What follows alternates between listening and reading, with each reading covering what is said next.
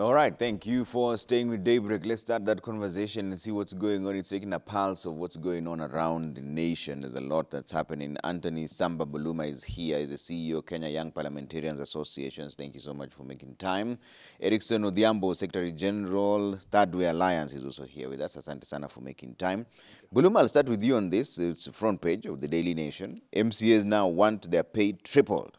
An MCA will earn close to 400,000 besides being awarded a development budget if proposals by the County Assembly's forum are adopted. The clamor for a pay rise by the 2,100 MCAs coming on the back of similar demands by the 416 MPs will only worsen the country's wage bill crisis at a time limited public resources are also being gobbled up by the repayment of choking public debt. So there are two issues here, Anthony. One, MCAs want a pay rise. Then there's the flip side, where now the MPs want to go on strike because of CDF.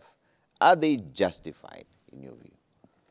First of all, thank you for having me, Trevor. It's always a blessing to be talking to Kenyans this early morning. I just want to start by pointing out that leadership is all about service, as opposed to what we try to portray it as, you know, the remunerations and the incentives that come along with leadership. And that's the foundation to my conversation. I honestly believe that when Kenyans woke up very early in the morning to go and vote, I think their hopes were pegged on they will actually be putting people who have leadership qualifications or qualities into offices so that they can be able to arbitrate or govern or attend to issues that concern Kenyans. Yeah. Trevor, we are living in a country that, one, the government is saying that we are broke. The coffers are almost empty. We are living in a country where there's a Kenyan today who's woken up and has no meal on the table. But this is a very hard-working Kenyan. We are living in a country where we are confronted with issues of drought. And many Kenyans are dying, and their animals are dying as well. I think it would be very insensitive for us as a country, and particularly those of us who have been privileged to be in spaces of leadership, to be discussing about us at this particular point. Such headlines do not reflect well of the kind of a country that these citizens voted for. And I think this does not even conform to the nature of the social contract between those who govern and the ones who elected them to govern. For MCAs to even imagine at this particular point that you're negotiating a salary. Have you even started working?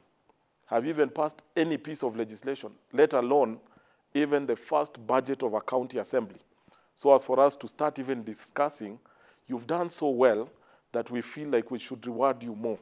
Salaries are a reward. Anyone, even you working here at Citizen, you'll be rewarded at the end of the month because of the services you'll have rendered to Citizen TV. I honestly do not agree with this type of a thinking, and it's not a very good headline, even in the global space. Yeah. For a country that is confronted with drought, to have such a headline where people are demanding for an increment in their salaries without thinking about the electorate. So that's just the basic. As regards to issues of CDF, I'll be very careful with that because I'm alive to very many Kenyans who benefited from CDF, to be very sincere. And I'll give it to the MPs on that. In fact, the demand for CDF is no longer an MP issue. A lot of them are just reactive because they can no longer. I'm aware that quite a good number of them have not even gone back to their constituency because they campaigned purely on the platform of we will be giving you bursary and probably an increase in the allocation that we've been giving. Some campaign on the platform of we will ensure that we have additional schools. So I think as regards to CDF, the problem is not so much on the MPs, but on the culture we've created over time. Because when CDF was introduced, very few Kenyans knew about it. Devolution was not even there. Yeah. So devolution is actually trying to catch up with the work of CDF. If you go to most parts of this country, and I come from Nambale, they would tell you they have seen more of CDF than they have seen of county governments. Because CDF has been there with them. It's down there. It is a people largely driven affair, because there are opportunities for people to actually choose or select individuals who sit in the CDF board at their level and determine how the allocation is to be appropriated at the constituency level. So CDF has endeared itself to the people, to the masses. So it's very difficult to actually play it. I would rather deal with a headline that is talking about taking services to the people, as opposed to a headline that speaks to the interest of people who we've elected into office. Okay. Yeah. All right. Let me bring in Erickson on this. Erickson, what are your thoughts? Are they justified to ask for this money on both sides, the MCAs and the MP? Yeah, thank you. Thank you so much, Trevor, for having me on the show. First of all, this topic is very dear to us at Third Way Alliance, because you remember we had instigated the Punguza Mizigo Kenya initiative. And actually, I'm not surprised at what is happening, because these MCAs are just picking up the bad manners from the members of parliament. It has become political convenience. Because first of all, why would they come at such a time when they were just sworn in the other day to try and bring this kind of proposals? And like my co-panelist had said, we are facing drought, a lot of problems, animals and people are dying. And also, this speaks to the electorate. We try to give civic education to the electorate as per Chapter 6 of the Constitution of the type and character of leader you should elect. I think the electorate should go back and really, really interrogate these people that they're electing to represent them for legislation and oversight purposes. Because let me also just weigh in on the governance structure and remuneration. So like in Kenya, already we are represented by 400%. In other democracies that are doing way better than Kenya, they're champions in their own rights. A place like India, a population of 1.3 billion people has only 800 representatives. The superpower of this world that we live in right now, the United States of America, has a population of 350 million, but has a representation of only 535 representatives. Go to India, China, that actually loans Kenya. We owe China a lot of money right now as we speak, with a population of more than 1.2 billion, but they have only 1,200 representatives. So I think in this country, we should really relook at the governance structure and overrepresentation, and what is the value actually? What is the value of this representation? Are we actually seeing this manifest into our daily lives and into the spheres of society? So I think this headline is devastating. It's really, not a good show. Interesting point you raise, Erickson. Is it time to reintroduce that bill in one way or another? The Punguza Mizigo bill. Yeah, actually, together with the team behind us and our party leader, we are trying to go back and talk to Kenyans to reintroduce this bill. Because remember, this bill suffered what we call a political death. A few individuals in the political space decided that only a few people can actually come and make decisions in this country.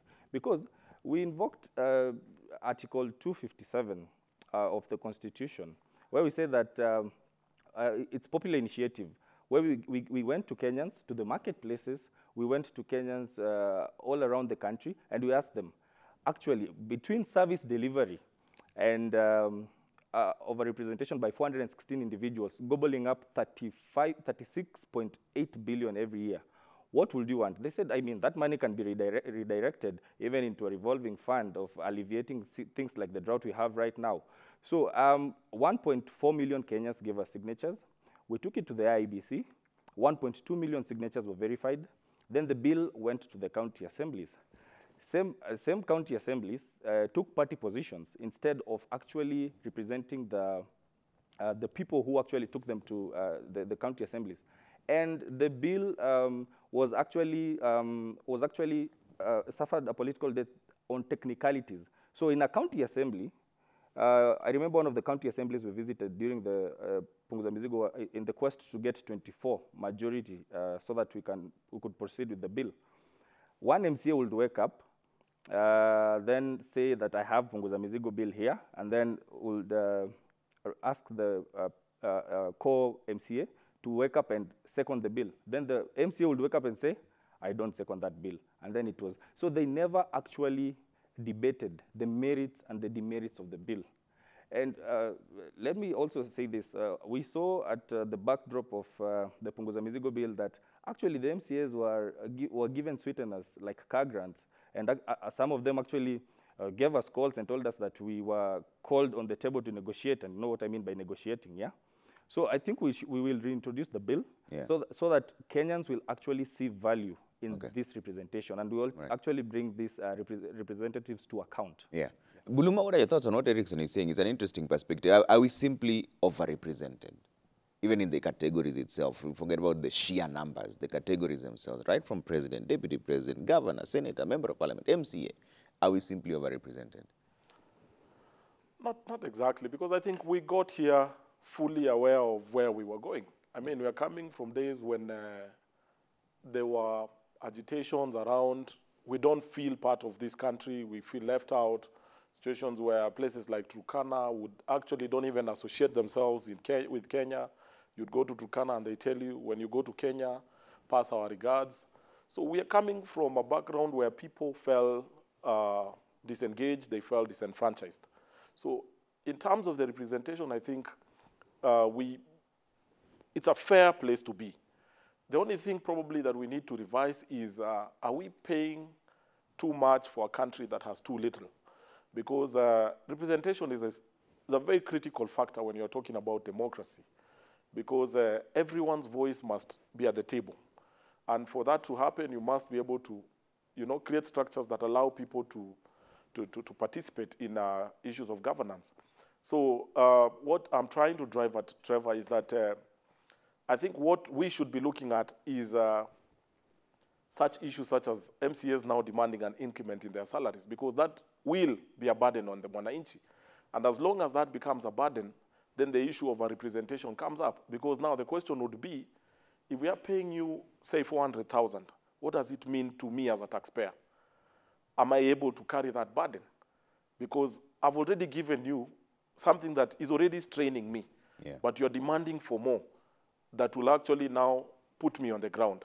So the question of representation must boil down to also the caliber of people we elect to this office and their understanding of the social contract. Because I think as an MCA, if I was elected, conscious of the fact that the perks for an MCA are like this, and already the Mwananchi has been complaining that these perks are too heavy on us. But you're still coming and saying, even that which you're giving me is not enough. And yet you signed a contract, you came, you persuaded me, you got me waking up very early in the morning to vote for you. So, Trevor, the question is not on the number of representatives we have. It's on the burden on the taxpayer. If we can be able to address the real issue, and that's why I said from the onset that my conversation would rather be discussing how do we now, at this point, render services to the people? Because that's the contract. The contract is not to revise people's salaries. The contract is, how do you come back with the goodies that I send you to bring? There are many members of people, say, for example, there are MPs who are paid even mileages to travel all the way from Western to Nairobi on a weekly basis. To do what? To ensure that the services desired by that Mama Mboga from Nambale, from Kakamega, from Turkana, are rendered, at the convenience of this Mama Mboga. But in the absence of that, then we will begin to question, is it even worth it for us to invest on these very multiple elaborate structures as opposed to, having a few people pay them well and they do enough for us. That's why this debate is coming up. And remember, Trevor, a lot of these structures were introduced in 2010. Kenyans voted for a constitution with so much hope that it was going to change their lives, that one day they would live in a country where issues of drought would emerge, but we'll have requisite mechanisms to deal with it. But right now, we are back to where we were, parading donors, parading private sector, begging them, please come to our rescue. What does it portray of a country that boasts of, a stature economically within the region? That we are not able to handle, very basic things like making sure that our people are sorted in terms of drought. Okay. So I strongly believe that the real debate is on the caliber and the understanding of the leaders that we elect. Yeah. Erickson, he has a point in terms of service delivery, but let's now talk about the members of parliament. They want the CDF increased from 2.5% to 5%. That will mean each and every member of parliament will have a minimum of about 227 million shillings at their disposal. Is that justified? Yeah, before I answer that, I have to respond to my co-panelist. I think let's be brutally honest here. And unless my brother here does not live in the country and has not checked the figures right, he will know what overrepresentation is. And also, let's go back to what he's saying about the value of the representation. I mean, we have 416 individuals sitting in the House of Parliament, and it is on record that 5 years goes by without some of them even speaking. It's on record in the Hansard. So what's the value there? You pay someone more than $1 million salary. You also take care of their mortgage, take care of their car grants and everything, but they don't ever speak in the House. That is a social and an economic injustice to the people of Kenya. And the guys. So let's be very brutally honest and let's go to the figures. Let's crunch the figures, yeah, before at least giving some comments. So let's go to the CDF. Actually, in Punguza Mizigo Kenya, we had said, let's scrap our CDF way long before the courts came to make a stand on this matter. And this is why. So right now they're saying increase it from 2.5% of the national revenue to 5%. Same, they're saying they want an oversight fund for the senators. For the senators. At 0.01%. That will translate to about 3.7 million for each senator. Exactly. So what is the need for this? I mean, let's be factual. The normal Mwananchi needs to see services in the 1,450 wards at their doorstep. Water, security, food, hospitals, roads. So I think this is very, and we have seen that as much as the National Assembly members have said that they're not supposed to be directly involved with this fund. Out of political convenience, we've seen that they're the ones who appoint whoever sits on those boards, and they actually use this money for their personal gain, even for re-election. So I think this should be done away, and I think even that's why we even proposed the Senate to have veto powers, so that when these National Assembly members bring some bills that are not logical to the and are not alive to the fact of the current situation of the country, actually the Senate can reverse these bills. So take into account, remember the VAT Bill Act of 2013 that actually imposed 8% on petroleum products, not taking into account the economic situations of the country at the time and the people. Also, remember the Revenue Sharing Act of 2018, number 7, that actually made it possible for redistribution of revenue to be done on, as per the Constitution, it's supposed to be done on recent audited accounts. But because of political convenience, it took a turnaround, and it was done actually on the previous audited accounts. Therefore, the members of parliament actually denied the counties and the people of Kenya the actual money that they're supposed to receive. Now they got less. So I think this should not be even be a debate to be spoken about. It should just be done away with immediately. Okay. But Buluma, you've mentioned that you have seen the impact of CDF. So increasing it then would mean the impact is widened even higher. No? I think, Trevor, we must separate the chaff and what do they call it? The wind. Yes. And yes, I live in this country. I have lived in this country when they passed the 2010 Constitution with the intention of devolving services to the people. And that is why we must really understand what is the debate around the CDF. If you keep it at the member of parliament, you lose the people. The debate is whether the members of parliament or the legislature should have a role in the management of the CDF. Because I think even the court ruling spoke to this particular issue. The court was of the view that as long as the legislature is separated from the service, rendering the services as offered by CDF, then the constitutionality threshold would have actually sufficed in one part of that ruling. My reading of that is that Kenyans, in their wisdom, their intention was expressed in the 2010 Constitution. And this intention is that bring as much resources to us as would be possible. So what the members of parliament are pushing for me, is a plus. Because for as long as you increase the allocation that goes towards rendering services to the Mwananchi, for me, that is a plus. And that was well expressed in the 2010 Constitution. And that's where I'm coming from when I say CDF is not the problem. The problem is the political interference. I've been in, I vied in the last election, interacted with Mwananchi, and a good chunk of them would constantly bring up the functions of CDF to the conversation. The reason being, a good chunk of them have benefited. Trevor, this country has a significant population of very poor Kenyans who do not have access to some of these things that we brag about. You know, education. There is somebody's child who's seated at home, pegging their hope that one day CDF would be able to avail that. So in the absence of CDF, we should progressively be thinking around, you know, ensuring that some of these services are available free of charge. And that is why you notice that Kenyans actually voted for the Kenya Kwanza government, because their promises sort of resonated with these appeals. Like, for example, education is a basic issue to many Kenyans. CDF is currently offering a solution that many other entities are not. That's why it's a factor.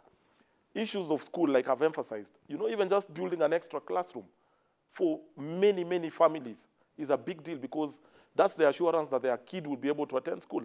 So my argument is centered around the services rendered, as opposed to those people who will be the political interference to these services. So the conversation that my brother we should be having is, how do we divorce the place of CDF from politics so that it can serve the intended purpose of service delivery? That's one part. The second one is that I think we must also look at this from a bigger picture perspective. This country has been confronted with challenges that requires leadership. The members of parliament have been elected to provide that leadership from the community level. What you're looking at is that, as you argue, that we are overrepresented, you have Kenyans who still feel like they're not on the negotiating table. You remember the debate we had at the Senate about the 1 man, 1 shilling conversation. Yeah. It was born out of question of underrepresentation. So you're telling me that we go back to asking ourselves, should we reduce the numbers again? And yet already there are Kenyans who are angling for additional slots to be in government. There are Kenyans who still feel they've been left out. So what I'm saying, Trevor, the debate should not actually be on the numbers of representation. And by the way, for your information, the function of parliament is not just for the MP to go there and debate. There are other functions within parliament, including committees. If your member of parliament gets to sit in the privileged budget committee, they get to appropriate on allocations that go to different government projects. Is that not a very key function that requires representation? If your member of parliament sits in the health committee, they get to address themselves to functions that concern Mwananchi. Okay. So the question of representation is not really a question here. The question of how much we invest on representation should be the real debate, because if we can be able to regulate that, there has been debate, Trevor, in the past about what a Kenyan legislature earns as compared to what maybe an American legislator earns. There is a clear disparity. Why is that not a serious debate that we should be having? Okay. But we are debating that we don't need more members of parliament. What we need is a few, but probably give them more money. Okay. I have to take a break, but Erickson, I'll give you a chance to respond before I take a break and see your feedback coming through. A lot of it is coming through. Yes, yes. So I think my brother keeps talking about the 2010 Constitution. I think he should go back and read it.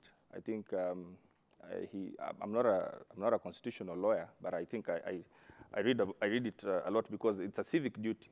So I mean, when he talks about the members of parliament, their roles are very clear: oversight, representation, and legislation. So let's go back to the CDF, which he keeps angling on. when it talks about the Constitution, people wanted services. We actually said in the Constitution, it is actually very clear. We are now in a devolved system.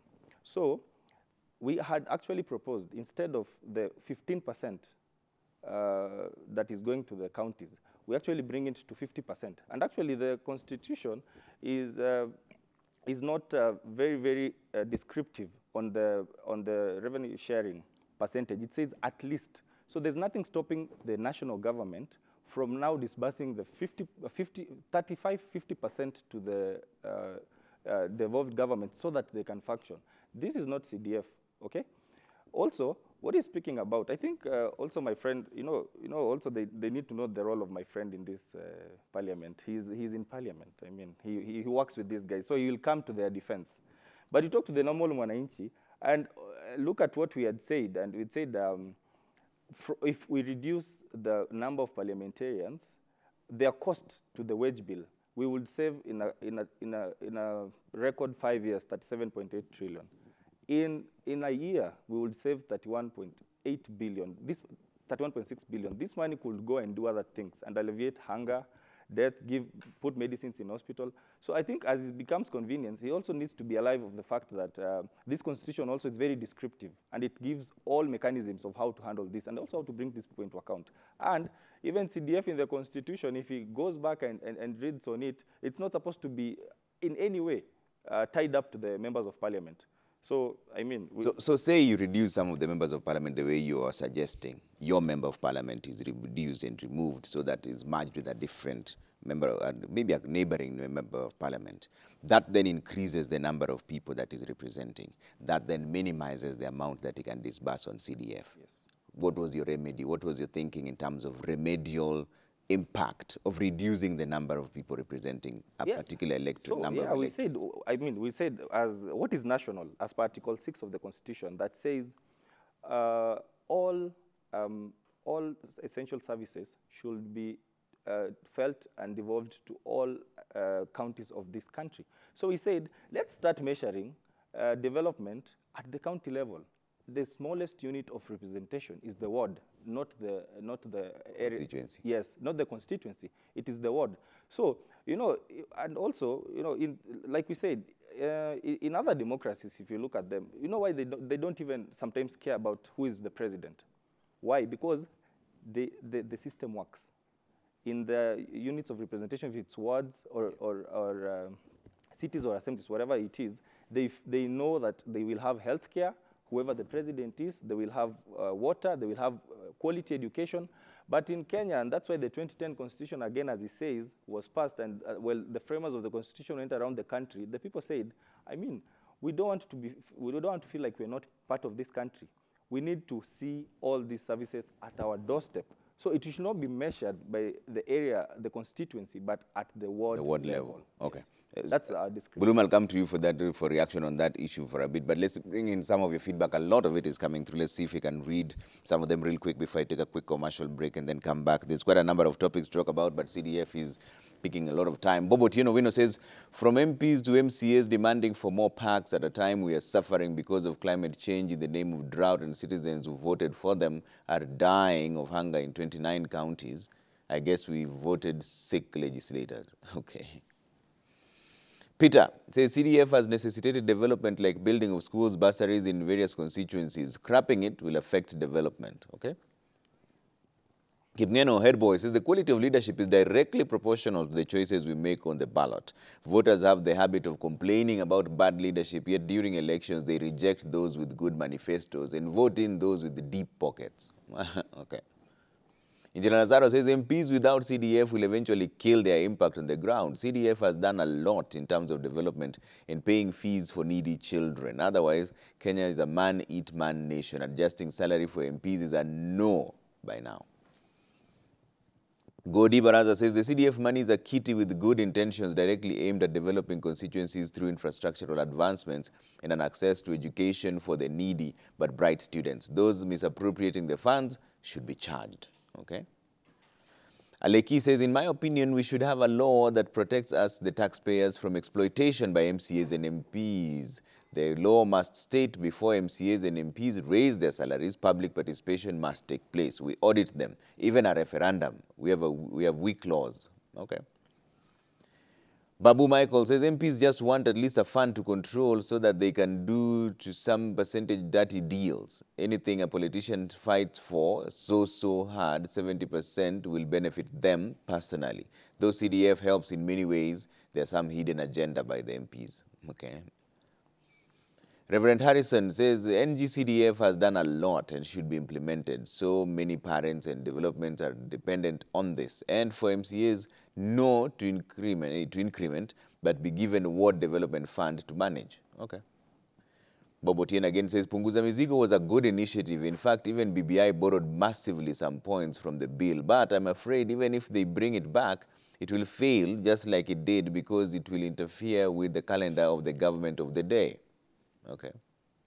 Oringe Waswa says the CDF kit is a software that runs the development within our constituencies. It's imperative for the funds to be availed to the legislators with clear guidelines of getting those who misappropriated funds to be held to account. All right, let's take a quick break. When we come back, we wind up on this CDF topic and then talk about other issues that are coming up, political issues really, but CDF is more important because it touches directly on the Mwananchi, but we'll come back with that in just a bit, all right? Don't go too far.